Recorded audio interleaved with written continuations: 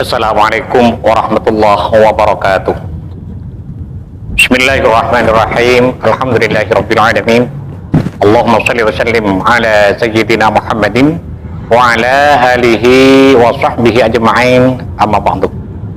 Sahabat Gema Nusantara dimanapun saja Anda semua berada, pada pertemuan kita kali ini insyaallah saya akan membagikan sebuah faidah yang sangat agung, yaitu tentang sebuah wasilah yang bisa kita lakukan untuk menyampaikan hajat kita kepada Allah Subhanahu wa Ta'ala, agar Allah Subhanahu wa Ta'ala mengabulkan segala apa yang kita inginkan. Dalam menyampaikan penjelasan berikut ini, saya mengutip keterangan dari sebuah kitab, yaitu Mujarrabatus Shalihin fi Kashfi Urabil Makrubin, di mana kitab ini disusun oleh Syekh Muhammad Abdul Aziz Al-Kayyali rahimahullah.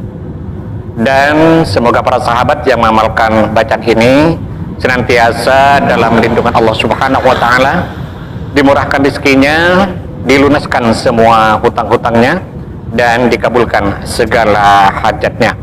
Amin amin ya mujibas sailin. Di mana dalam kitab tersebut diterangkan, Bismillahirrahmanirrahim. Qala al-muallif rahimahullahu ta'ala wa nafa'ana bihi wa bi'ulumihi fid dharain amin.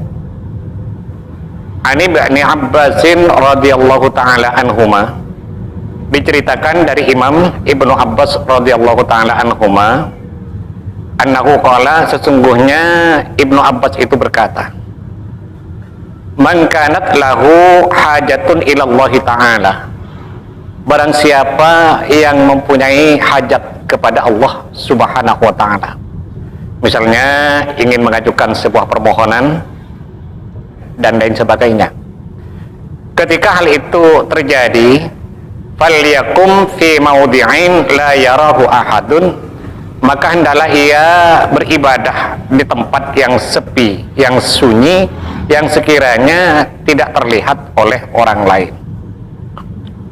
Wal yatawadda wudu'an sabigha, dan hendaklah ia mengambil wudu'an sabighan, dengan wudu yang sempurna.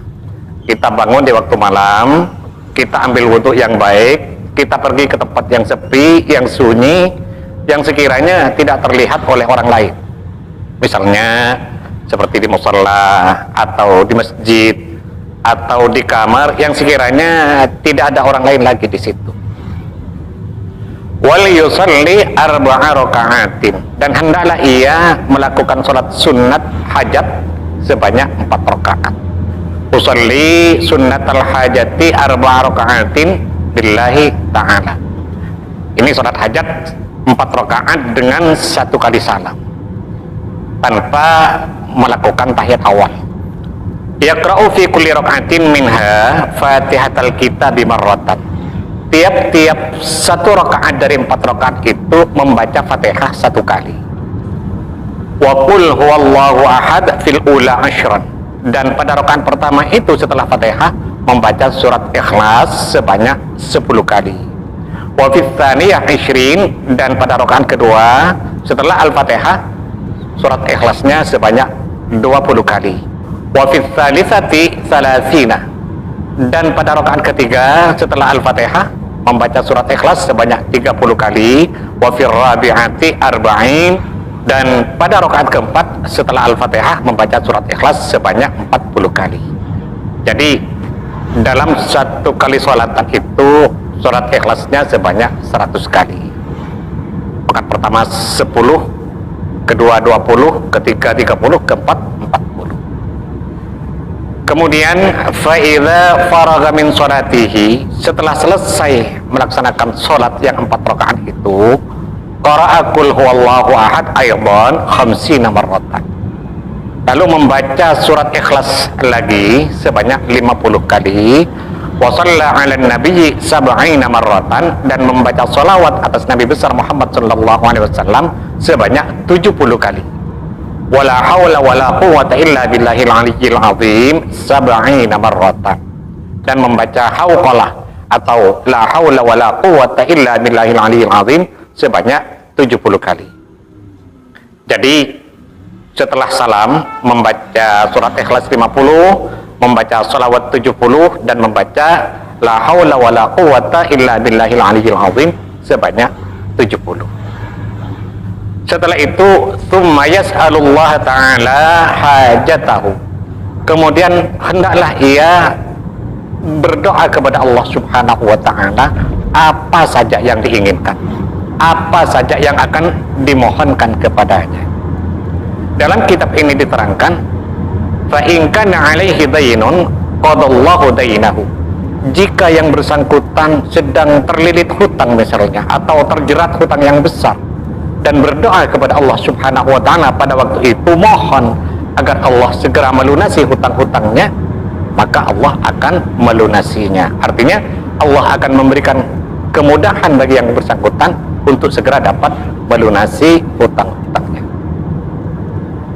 Wa in kana ghariban raddahu Allahu an ghurbatihi, jika yang bersangkutan itu gharib, terasing, tersisih, atau misalnya ia sedang terasing di suatu tempat, kesulitan untuk bisa kembali pulang, maka raddahullahu ta'ala an ghurbatihi, Allah akan mengembalikan dia dari ketersisihannya, dari keterasingannya, akan dikembalikan lagi oleh Allah ke rumahnya dalam keadaan sehat walafiat.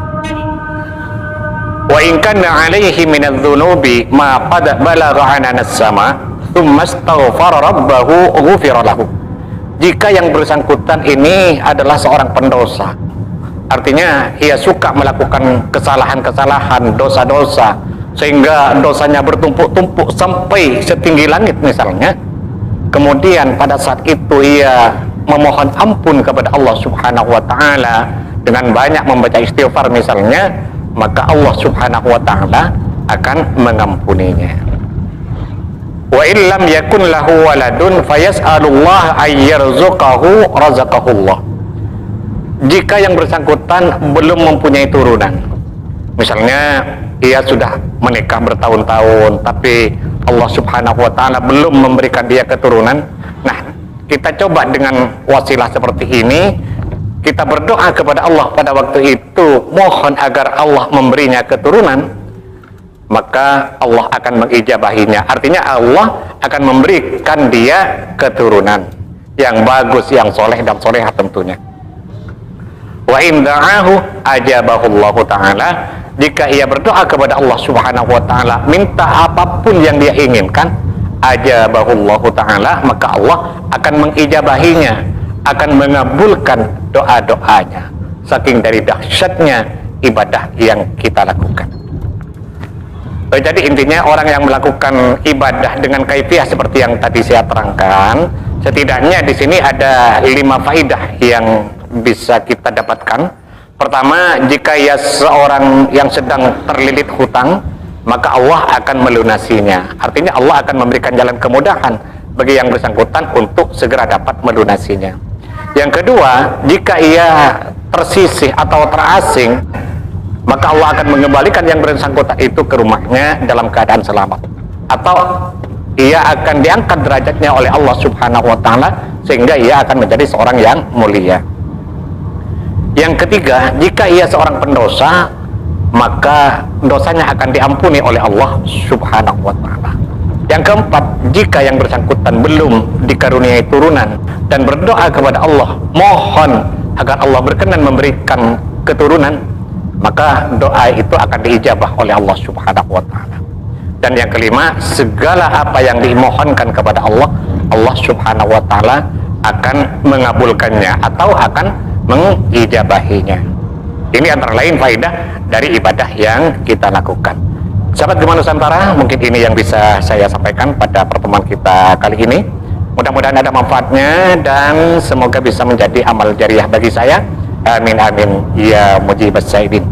Dan bagi sahabat yang berkenan untuk mendukung channel ini, sangat baik sekali bagi sahabat untuk menekan tombol subscribe dan loncengnya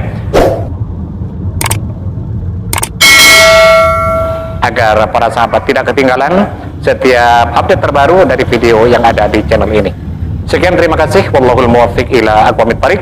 Assalamualaikum warahmatullahi wabarakatuh.